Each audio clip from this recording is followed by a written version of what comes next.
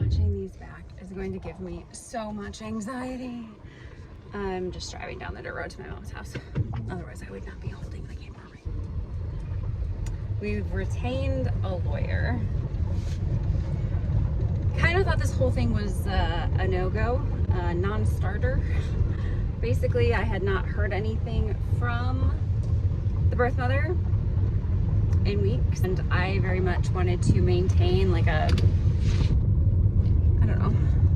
relationship that didn't feel like we were pressuring her at all or anything like that. So I'd sent her like a couple messages on Facebook and a text message, and all of them were just kind of like, hey, like we've sort of done what we can on our end, found a lawyer, we are ready at any point, you know, if you give us the green light, you are on board with this, we're ready, we'll take over. Yeah, we'll get everything handled. I will be there to help you or not. It's entirely up to you how you want the relationship to look between us. Unless I hear something back though, we're not really gonna go any further, and we respect whatever decision you make and wish you all the best. That's sort of it. And so we never heard anything. Then a couple weeks go by, and then she messages real quick. We went ahead, confirmed with the lawyer we'd spoken to previously. They should be, I guess. Yeah, we like signed the contracts and sent the retainer and everything yesterday. It's 3 o'clock today, and I'm like kind of panicking because I don't think we're gonna hear from them today. And I was in the fantasy world hoping that they would find a lawyer to represent her like immediately, because I hate to keep her waiting, and it's been a couple days since she said that she was ready to talk to a lawyer. The other disappointing part is it's Friday and it's a holiday weekend, so the earliest we'll hear back is Tuesday. And I'm betting the earliest a lawyer would be like secured, paid, ready to roll Wednesday, if I'm being like crazy optimistic. And I just, that's like over a week since she said like, hello. And that also puts her at potentially over 30 weeks pregnant with a history of giving birth at 31 weeks. So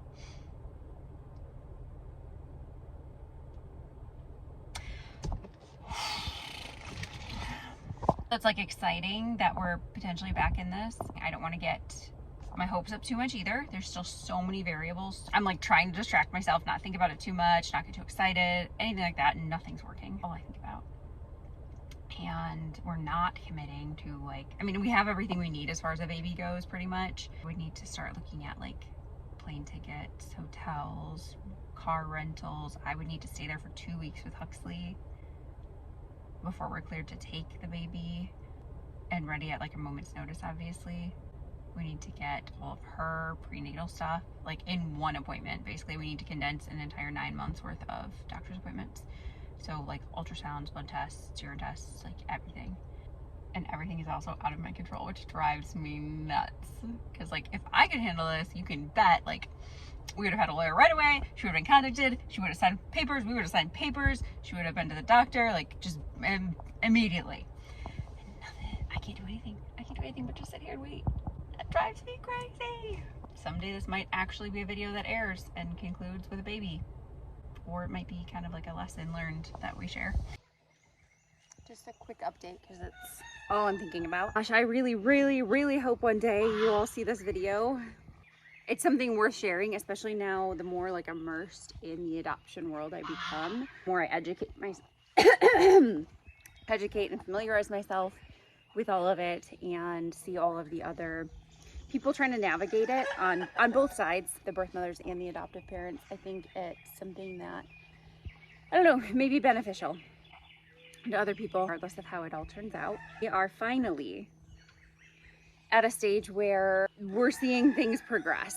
So I can't remember the last update I gave, but we lost contact with the birth mom for a while, and I was trying to be really aware of how often I contacted her and not putting pressure on her or anything else. And so when I didn't hear back from her, after a couple messages, I did just, you know, my last one to her was like, hey, the ball is completely in your court, and we hope for the best for you either way. Support whatever choice you make, you know, basically that.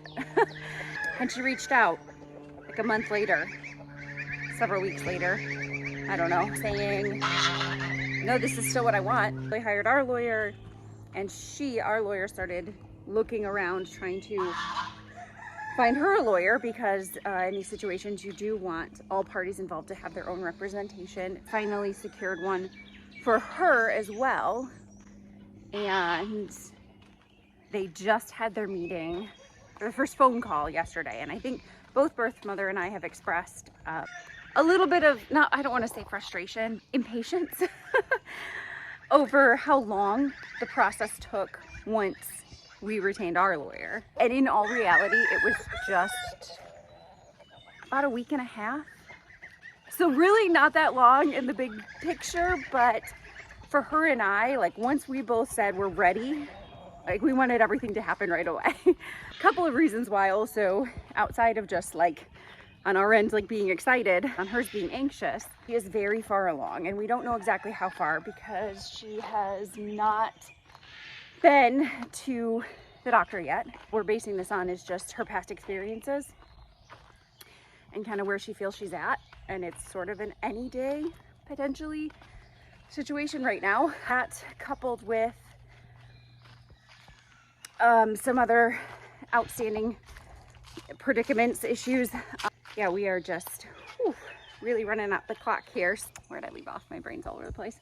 Yes, it probably didn't take that long. I would suspect that in many cases it actually takes longer for both parties to finalize their legal teams. We do still have to wait to hear how to get the retainer to her lawyer, are responsible for legal fees on her end, medical fees, and then some additional fees that I'll get into once we have confirmed everything. I don't want to give you guys the wrong information. There will be additional fees. The mother has expressed that she'll need financial assistance basically, and there are some permittable things for us to pay for. There's a lot that is not allowed, and it's very important that money only passes through your lawyers. Never, ever, ever, not a dollar, not a gift, nothing, without having secured lawyers and asked them if it's okay. That's something, navigating the private adoption process, that is just so important. It's going to become expensive very soon. Hi. What? Hi, baby. We're prepared for that. While we were prepared for adoption costs, not that they're small or easy, I don't want to downplay that. It's expensive. No matter what you do, what route, it is expensive. Hi. Oh boy, Hagrid. That's a lot of drool. With this particular case, the fact that medical expenses may be, I mean, there's no way of knowing, tens of thousands, and we aren't exactly sure just yet how it works for insurance purposes. So out of pocket may be the case, at least in the beginning. What a sweet boy. Good boy, Ash. You can give him baby kisses. Oh, and now me kisses. That typically means some additional medical expenses up front. So it's a lot, and I don't know when it's appropriate to start announcing to people, even just like, where are you all going? A bird. Even just family and friends, privately, not to mention publicly. I don't know when you do that. It's like even harder to decide than with giving birth, I feel like, because this can change at any time up until it's legally made official. Things can change. It's not for sure until it's for sure. Or do we just wait? Which kind of leaves everyone surprised in the end. For someone like me who is used to chaos, like, let's be honest, I think that's part of the reason why, like, having a baby did not throw my life into any kind of chaotic spiral, anything like that, because I was like, no, this is totally what I'm used to. This is normal. Every day is different. You never know. You don't sleep. Things are wild. We had no routines, no set schedules, as it were. So yeah, so baby just fit right in seamlessly. But having said that, even for me, this has been a lot. Having so many unknowns, so much completely out of my control. Even still, I'll probably get into like how